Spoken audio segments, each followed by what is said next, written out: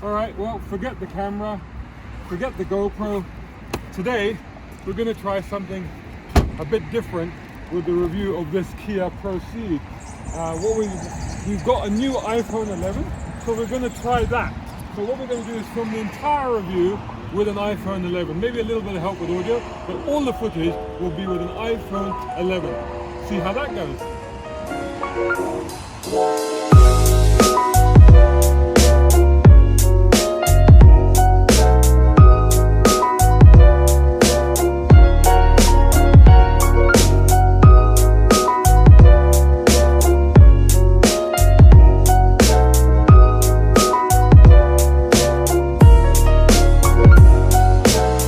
Hi guys, and welcome to the review of the Kia ProCeed. What is a Kia ProCeed? Now before I get into that, I must apologize, a bit dirty because it's been raining every day except for today, in which we came out and did the video review, so it's a little bit dirty. It is in white.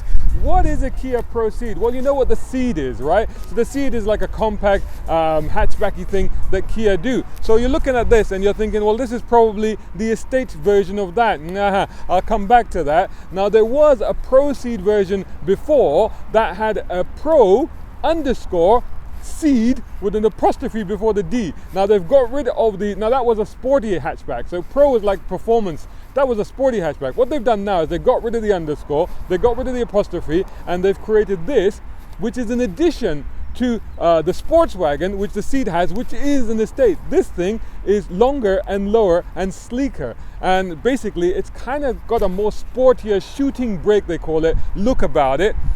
It's all about the style with this car. It's almost as if like they signed off on the Ceed, they signed off on the sports wagon, and somebody had said, but hang on, I've drawn this one. And somebody else said, oh, that looks really good. We should put that into production. Well, what are we going to call it? Well, you know what? We'll call it the ProCeed. Nobody will understand anyway. It'll confuse everybody, including the journalists. So this is the Kia ProCeed. This particular one, it comes with 3 engines. It comes with 2 petrol engines. There's a 200 brake horsepower top of the line version. There's a diesel version, 1.6. And then there's this 1.4 GDI. It's a petrol engine, 138 brake horsepower, capable of 0 to 60 miles per hour in 8.8 seconds and 130 miles per hour top speed. Price of this is just under £24,000. So this is the kind of an entry-level model, but they all come with a GT line spec, which is basically premium equipment, so it's very well fitted and kitted out. It looks pretty good. The only thing they've carried over, this is a lot of effort for a car that was kind of maybe an afterthought in my opinion, is the bonnet and I think the fenders. Everything else is different, including the bumpers and everything. And particularly at the rear, it's very stylish. There's these interesting lines and cuts and things that they have. So the look of this car is quite impressive. It's a very good looking Kia. It's another good looking Kia, I should say. But is it practical? Is it really a car that you should consider over a Ceed sports wagon or an X-Ceed, which is the latest one that they've introduced? Well, this is what we're going to be looking into. Meanwhile, just take a look at it whilst I walk over to the boot and see if that's practical. So check out the rear of this car. It's got a very low sloping roof, the spoiler here, these very, very slim LED lights back here. It looks really good back here, better than the regular Kia Ceed sports wagon. Nice little touches back here as well, gives it a lot of character and a lot of personality. So you're thinking, well, how much space is there in that, because we've got this low roof line? Well, let's have a look. Open it from in here, and there you have the cover, tonneau cover. We'll push that back.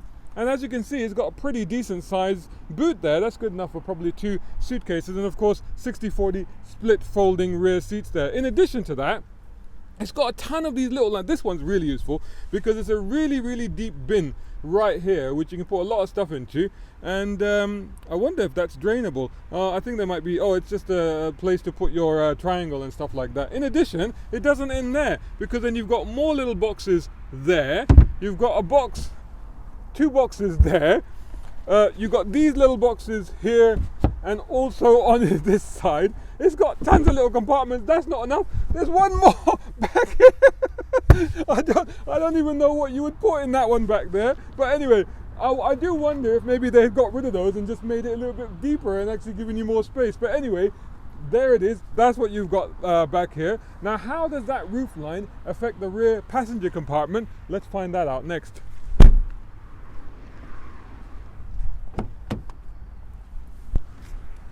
Here we go. in the back of the Kia ProCeed. Now this seat is set for me. I'm 6'2". This is my driving position. So as you can see, it is a little bit tight. There isn't a lot of room for my feet, very little wiggle room. There's just about enough room for my knees thanks to this kind of soft back on here. There is a pocket here. I think for normal size adults it would be fine. For me, I would find this a little bit uncomfortable over a longer journey, but it's manageable. It's not too bad. What really surprises me though, what I was most concerned about was not so much the knee room, because this car is supposed to be longer than the regular sports wagon. I was worried about the headroom, but as you can see, that's not even an issue. Despite the fact that this lower sloping roof, which is an issue with visibility, which we'll talk about when we get into the front of the car, but sitting back here, it's not really a problem. And even in terms of claustrophobia, it is quite a high waistline, but it's not too bad. So actually, it's not too bad. There's a space for a small bottle of water there. There are no USBs here, but there are 2 AC vents and a controller, so that's good. You do have an armrest back here with 2 cup holders, and of course Isofix Chelsea anchor points. Plus you got this really nice 2-tone trim on this GT line spec car with this diamond shaped fabric that's on the seat covers. So really quite a nice place to be back here. Could be a bit more spacious, and now it's time to see what the front is like.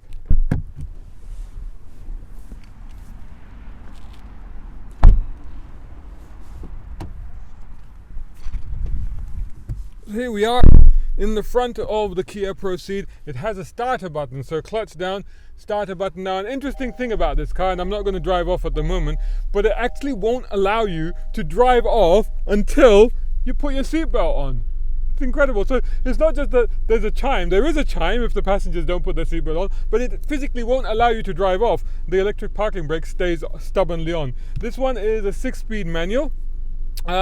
We'll talk about driving on the go. Very, very sensibly designed center console here. You've got a deep cubby box. Then you've got this sliding opening thing. Very smooth movement on this. I'll tell you a little bit about the quality on this car. Surprisingly good. 2 cup holders there. You know, place for pencils and coins and things like that. And then you've got a tray here, which is very handy for people who you're always wondering where to put your phone and stuff like that. That's a little tray that's right under there, right under the controls for the heated seats and the heated steering, which is very, very useful in these weather conditions. And under here you have your aux, your USB, an extra aux over there, and of course another power supply over there. So plenty of power supplies in the front here to keep your phone charged. There isn't a wireless charging bay that I can see. I don't think so, but maybe that's an option.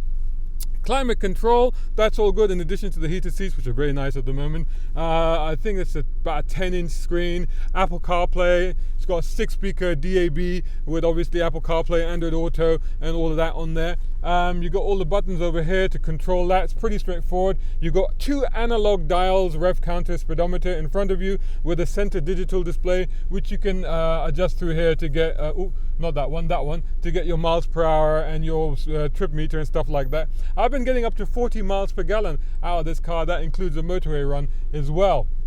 Steering wheel, sporty style GT line, flat bottom as you'd expect, but nice and grippy. Now remote control on the steering, lane keep assist, buttons on this side, traction control button on this side, all the rest of it.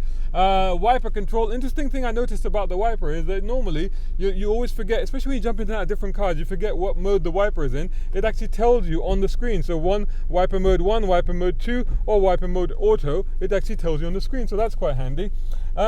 Very nice. It's a big bottle holder space here in the compartment. The thing I was going to say about this car is that, look, even if you touch this, I'm going to take my glove off, but even if you touch that, that is soft touch.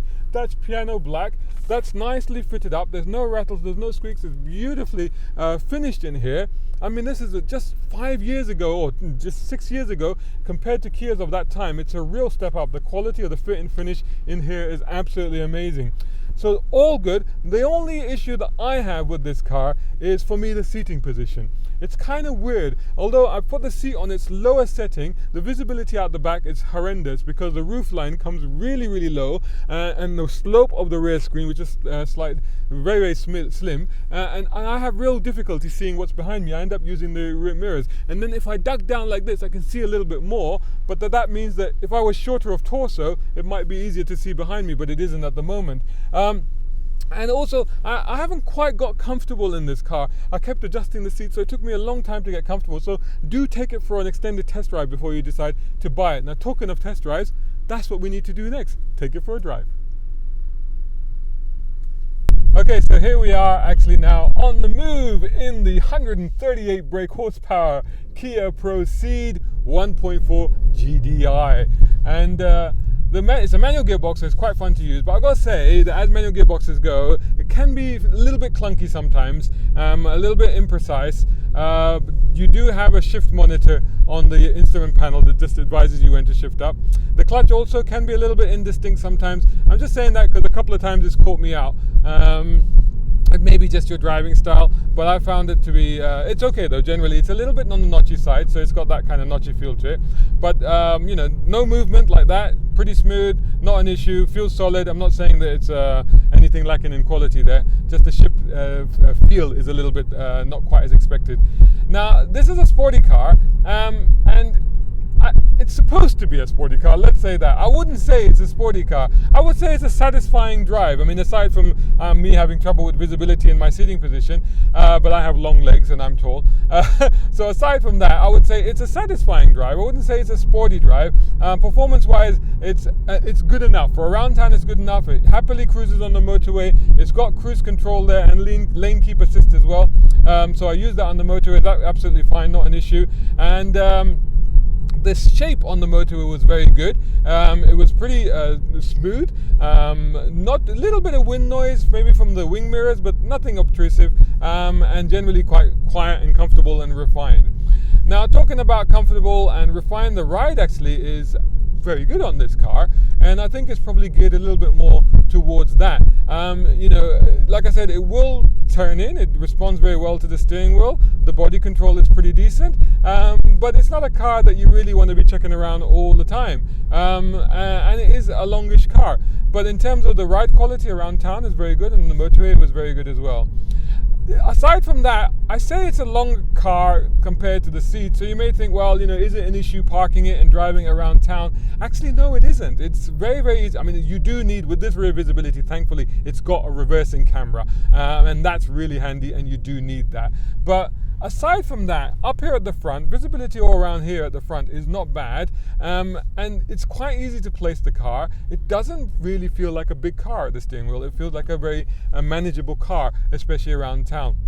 We're stuck in a bit of traffic here, so we're not going to be pushing the car at all. But generally, it's quiet, it's refined, it's smooth. The engine noise is very unobtrusive and very quiet. You do, if you really push it, you'll get a little bit of a thrum out of it. But honestly, this is not a car that really you're going to be just out there listening to the engine. So overall, I would give it a thumbs up with a caution. I would say put yourself and put your family in the car first to make sure that it fits you and your needs and your family's needs. I would also ask you to think about whether it's style that you're after or practicality, because if it's practicality and you want the Kia Ceed, and why not? I drove the Exceed recently and I really liked it. In fact, I think I might rate the Exceed better than this car for me personally. But if it's a Ceed that you want and you want practicality, you may want to look at the sports wagon. That might be the better car for you. If you're all about style, then this is the car to look at with the Kia. So there you go. There's our review of the Kia ProCeed. And let us know what you think of the car, the review, me, anything else you want to talk about. And we'll hope to see you again in the next one. Thanks so much for watching.